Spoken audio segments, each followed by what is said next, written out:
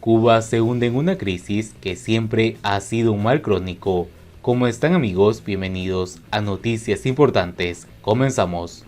En la Cuba castrista, la escasez de bienes de consumo y artículos de primera necesidad nunca ha sido coyuntural, sino consustancial al sistema. En días pasados, la prensa oficialista cubana publicó un reportaje acerca de la crítica situación que afronta la producción de refrescos enlatados en el país. En el año 2021, solo se explotó el 10,6% de las posibilidades industriales en esta industria, algo que, por supuesto, ha provocado una aguda escasez de este producto en el mercado nacional. Como generalmente sucede en estos casos, el discurso oficialista acude a las justificaciones habituales en aras de argumentar el desabastecimiento, que si la contingencia energética que enfrentó el país, que si el recrudecimiento del bloqueo de Estados Unidos, que si la crisis económica derivada por el COVID-19. Antes habíamos presenciado una situación parecida con el cítrico y con el cemento, así como la no llegada a tiempo para su distribución mediante la cuota normada en las bodegas de los productos como la leche en polvo para los niños y el café. El castrismo trata de presentar el déficit de oferta, así acostumbran a denominarlo los jerarcas de la dictadura, como resultado de hechos coyunturales, provocados en lo fundamental por los motivos antes expuestos. Sin embargo, quienes hemos padecido la escasez de bienes de consumo y artículos de primera necesidad, sabemos que aquí el desabastecimiento siempre ha sido crónico. Se trata de un mal circunstancial a regímenes como el cubano, una falla que siempre acompaña a estos estados totalitarios de corte izquierdista. La prueba más reciente de ello ha sido la existencia de la libreta de racionamiento durante más de 60 años, ni siquiera en los tiempos de mayor holguera económica en Haití, cuando la famosa tubería soviética subsidiaba casi todas las actividades económicas del país. Los gobernantes cubanos pudieron eliminar la susodicha libreta. Si fuéramos a buscar la verdadera causa del desabastecimiento que no nos abandona, tendríamos que mencionar el monopolio estatal que ha predominado en la economía cubana durante estos años de régimen castrista, porque las entidades estatales han dado pruebas de su incapacidad para poder satisfacer las necesidades más perentorias de la población, al tiempo que se impedía la actuación de la iniciativa privada en la economía. Únicamente en los periodos en que se ha permitido la acción de las fuerzas privadas, vinculadas fundamentalmente con las gestiones de los mercados agropecuarios de oferta y demanda, y del trabajo por cuenta propia, se ha atenuado la escasez que ha padecido el cubano de a pie. Las consecuencias del exorbitante control estatal en la economía, además del ya citado desabastecimiento, se agrupan en torno a la tiranía del productor, es decir, que los consumidores no tienen otra opción que adquirir el producto que aparezca en el mercado, con frecuencia de poca o de ninguna calidad, a menudo después de soportar largas colas y a la postre recibir un trato inadecuado por parte de los empleados de los establecimientos comerciales estatales.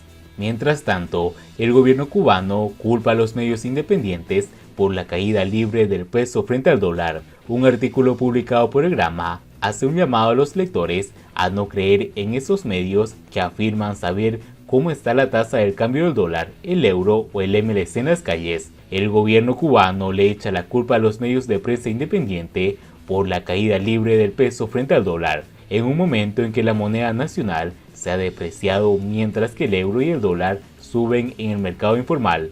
Un artículo publicado por el diario Grama, órgano oficial del Partido Comunista, hace un llamado a los lectores a no creer cómo está la tasa del cambio del dólar, el euro o el MLC en la calle. ¿Acaso estos señores son hackers capaces de espiar los teléfonos de los cubanos? ¿Serán adivinos o telépatas? ¿Compraron una bola de cristal? Cuestiona el autor del texto, intentando sembrar dudas sobre la credibilidad de las publicaciones no controladas por la dictadura. El ministro de Economía y Planificación, Alejandro Gil, recomendó el artículo en su cuenta de Twitter por ser un tema de atención permanente, a la par que objeta las afirmaciones de la prensa independiente porque no toman en cuenta la situación real del país. El redactor del Grama reconoció que existe inflación en Cuba, pero dijo que no es la que los medios alternativos ofrecen como verdadera. Se hace real gracias a que muchas personas les creen y toman como tal, aseguró. En su opinión, la subida de la divisa fuerte en el mercado negro se debe, entre otros factores, a la reapertura de las fronteras, la entrada de turistas y el retorno de las llamadas mulas. Como consecuencia de ello, lo cual pone una mayor disponibilidad de divisas y productos en la calle, la tasa de cambio no disminuye, según es de suponer, sino se encarece violentamente, detalló.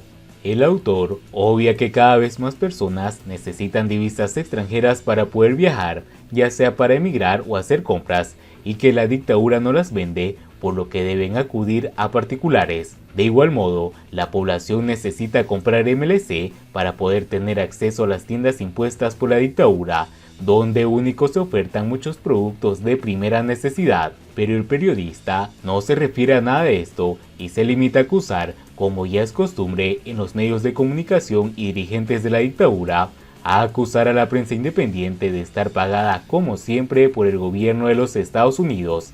Se ha preguntado quién financia estos sitios que supuestamente informan de cómo está hoy el MLC.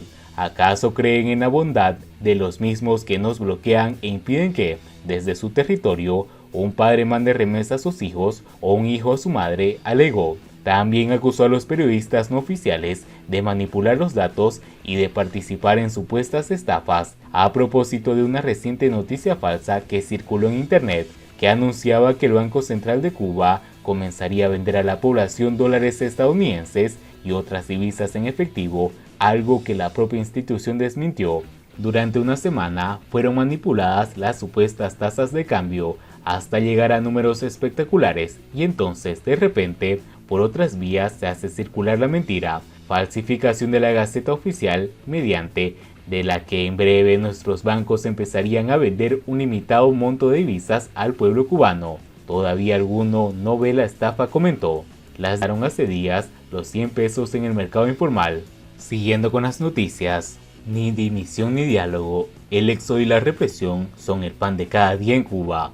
A un año de la violencia contra los artistas frente al Ministerio de Cultura, ¿cuál es el panorama para la sociedad civil en Cuba? Los artistas cubanos protagonizan un éxodo silencioso, no salen en cifras, no ocupan titulares, pero Cuba se queda sin sus creadores otra vez. Algunos son jóvenes rebeldes que han protagonizado los recientes episodios del disenso en la isla, como el que se vivió el 27 de enero de 2021, cuando varios miembros del 27N se acercaron a los ministerios de cultura de Cuba para dialogar, pero en vez de eso fueron agredidos. Para mí en lo personal eso fue un parteaguas, señala Julio Llopis Casal, uno de los artistas presentes ese día. En aquel momento todavía albergué esperanzas de que se diera algún tipo de diálogo, con el que siempre estuve de acuerdo, no porque quienes tienen el poder en Cuba se lo merezcan, sino por el simple hecho de que soy un intelectual y no voy a dar golpes y ni quiero sacar por las armas a nadie del poder. Y por eso fue un parteaguas, dice el creador, que ha dedicado su obra reciente a visibilizar la situación de los presos políticos cubanos, tras vivir la experiencia del 27N, cuando formó parte del grupo de intelectuales que entraron al Ministerio de Cultura a exigir derechos y diálogos. Llopis Casal creía que sabía a qué atenerse con las autoridades. Ese día sentía que podía terminar mal, pero nunca pensé que fuera a terminar con el manotazo y la guagua del terror, reconoce. El primer agredido ese día fue el periodista de Diario de Cuba, Mauricio Mendoza, que desde entonces carga con la incómoda notoriedad de ser quien recibió un manotazo del ministro Alpidio Alonso. No solo el manotazo, todo lo que pasó después demuestra la degradación del país, y en esa degradación están incluidos sus funcionarios, opina Mendoza desde La Habana, funcionarios que cada vez son más incompetentes y sin ética, apunta el periodista de Diario de Cuba, quien espera librarse algún día del estigma de ser el del manotazo. Prefiero seguir mostrando la realidad, seguir haciendo reportajes y que el manotazo sea una historia más, una anécdota. Aunque para ello quizás falte tiempo y democracia. A un año del suceso, la represión es más aguda, no solo contra los artistas, sino contra el pueblo cubano en general. Desde entonces, el 27N ha pedido la destitución del Ministerio Alpidio Alonso y otras autoridades culturales que participaron en la represión, aunque no han tenido éxito, como reconocen en una declaración publicada, donde piden no olvidemos el manotazo y se reafirman en su demanda. pero los funcionarios cubanos, en vez de dimitir, se afianzan en sus cargos. Aunque aparentemente el terror, el 27E forma parte de una cadena de eventos que marcan un antes y un después en las luchas recientes de la sociedad civil cubana. Desde ese día, muchos más artistas han hecho públicas sus opiniones y se han sumado a la voz de la lucha por la libertad en Cuba. Eso puede parecer poco, pero es la punta de un iceberg. Y bien amigos, así vamos terminando las noticias importantes del día de hoy. Por favor, nos ayudarían mucho compartiendo las noticias y así poder informar a muchas más personas de la verdadera realidad en Cuba. Patria y vida mis hermanos, nos vemos en el siguiente informe.